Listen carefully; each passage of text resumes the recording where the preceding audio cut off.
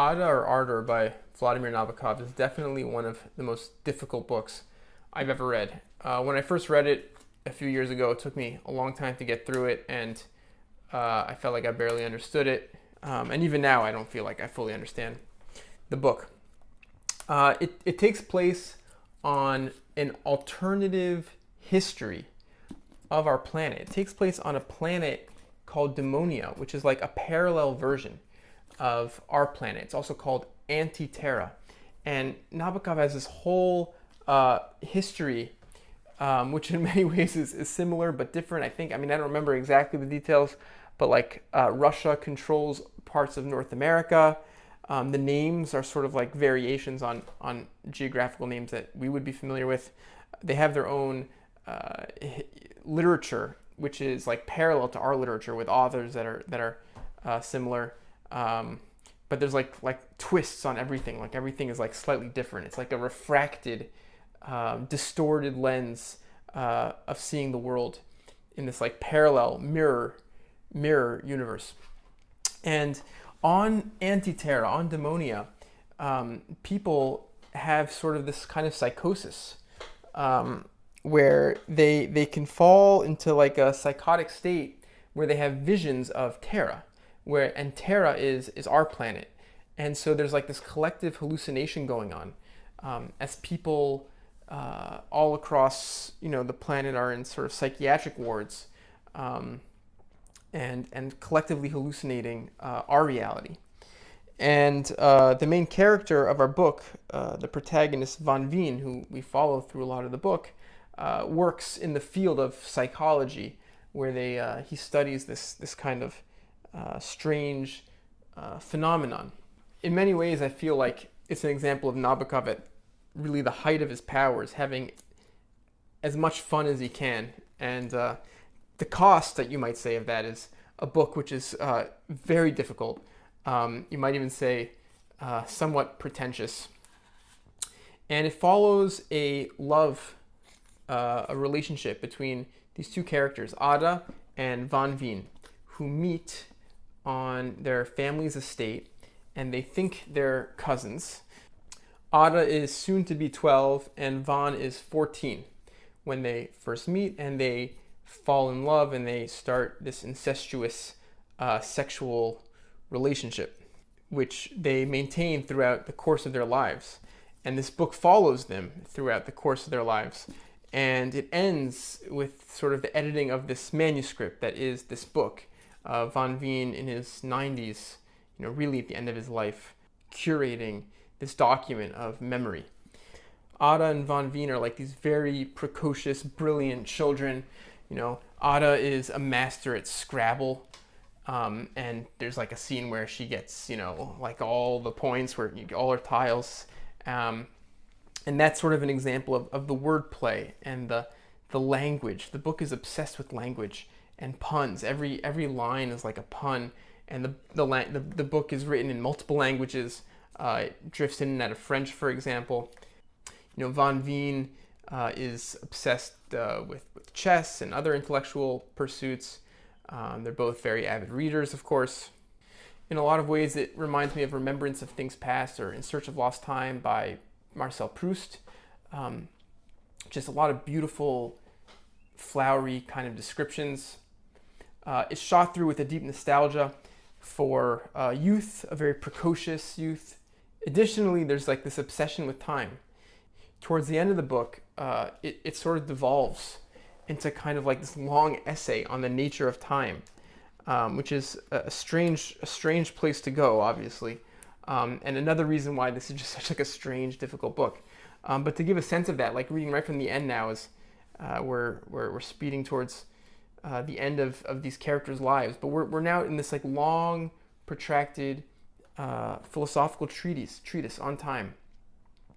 So Van Veen says, physiologically, the sense of time is a sense of continuous becoming, and if becoming has a voice, the latter might be, not unnaturally, a steady vibration.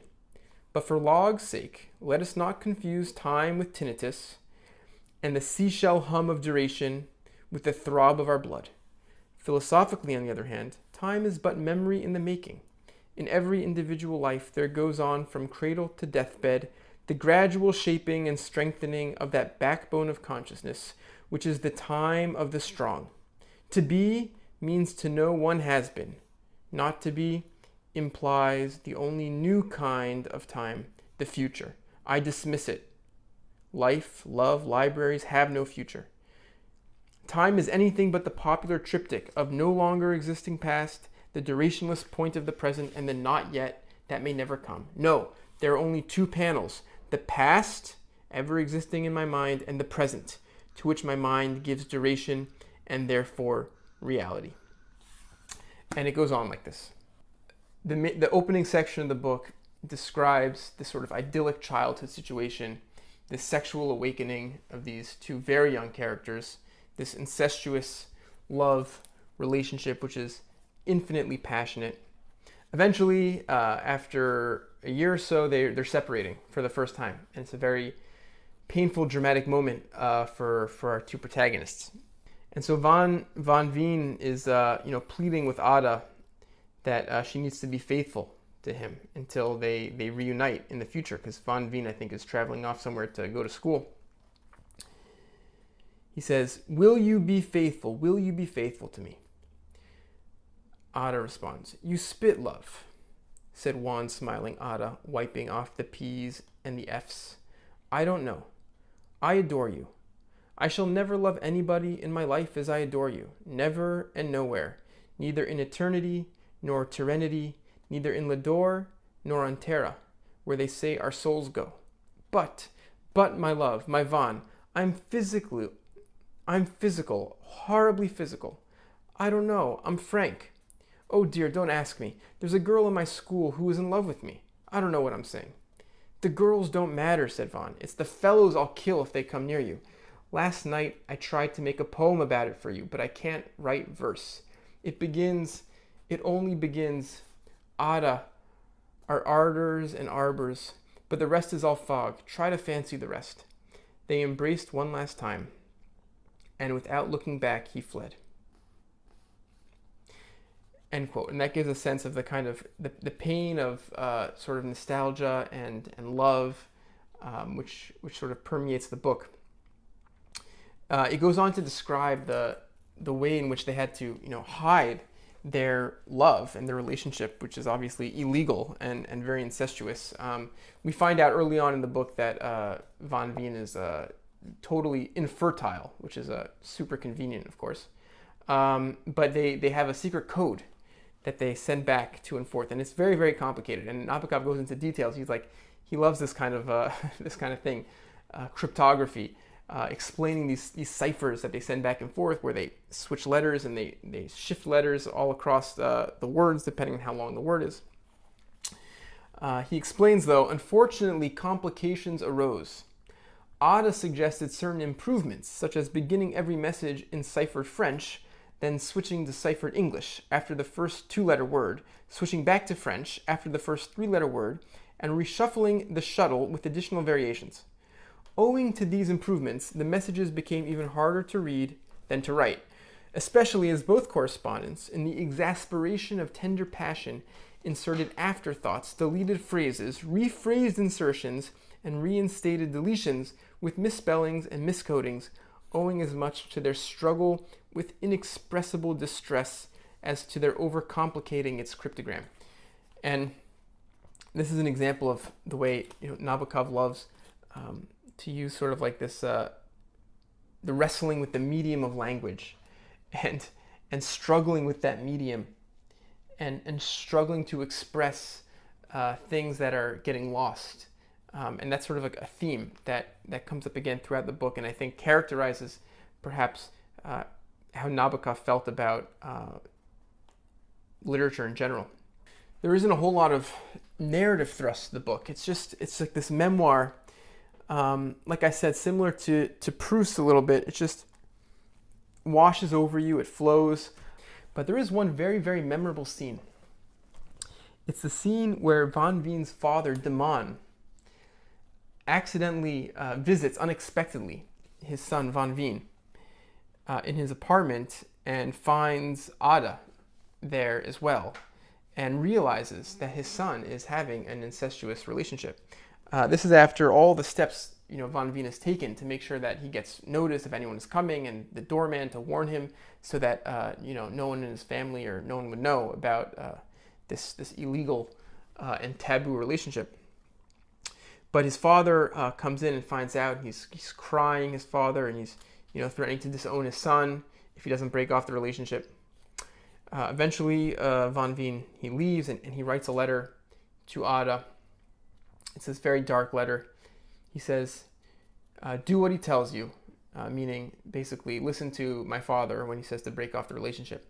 His logic sounds preposterous, a vague kind of Victorian era as they have on Terra, according to my mad blank, meaning throughout the book we get the sense that the manuscript we're reading from is corrupted, that there's words missing. So there's a missing word here. But in a paroxysm of illegible, another missing word, I suddenly realized he was right. Yes, right. Here and there, not neither here nor there, as most things are. You see, girl, how it is and must be. In the last window we shared, we both saw a man painting us. But your second floor level of vision probably prevented your seeing that he wore what looked like a butcher's apron, badly smeared. Goodbye, girl. And so that's his very ominous letter. And that reference to this image of the person painting them through the window, he says, was really a butcher's apron. And so we see now this is like a kind of suicide note.